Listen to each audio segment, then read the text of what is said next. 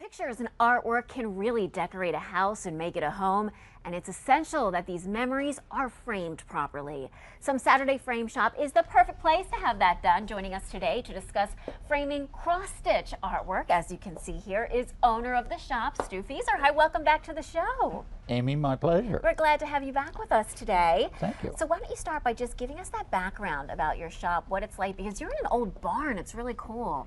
Amy, it is cool. We have a barn that's 130 years old. Wow. And in that barn, there used to be 21 cows and 4 mules standing. And where those mules used to stand, now you stand to get something framed. It's a neat place. And it is a people really like neat to come place. there. I've seen some of the photos. Yeah. It's stocked full. So tell me, what sort of things do you frame? What kind of options do you have? Well, that's from all over the world. People carry things in.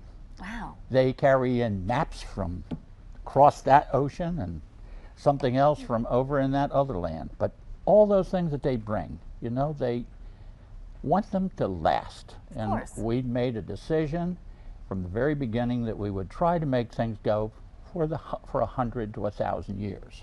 The kind of filler that's even put in a frame. Yeah. As beeswax and color to go for 1,000 years. 1,000 years. So you just say, we have a special place. People walk in with maps, for instance. One man brought in 5 maps, laid them down on the counter and said to me, could you do these? And I said, yes. I said, now, I have insurance. It only goes to 4,000. Are they more than, I paid 5,000 a piece for them. He laid 5 of them down. Wow. Well, you have to understand that you never know what you're going to see.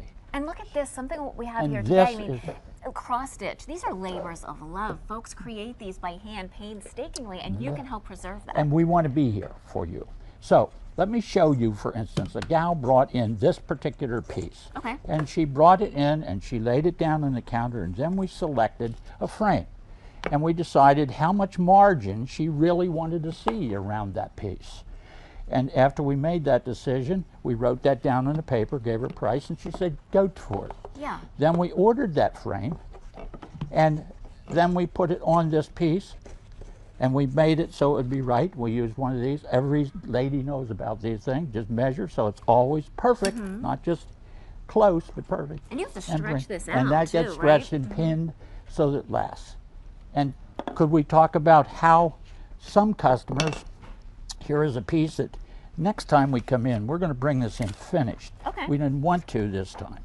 We did a design for this, and in that design, if you can look under this other mat, Amy, that we're hiding, we did a drawing. Look at that, yeah. And then after we did the drawing, we did a mock cutout so that we would have that pattern, and then we made everything fit that this piece of stitchery will be mounted in there, and maybe a person's picture or something. So really, will be there.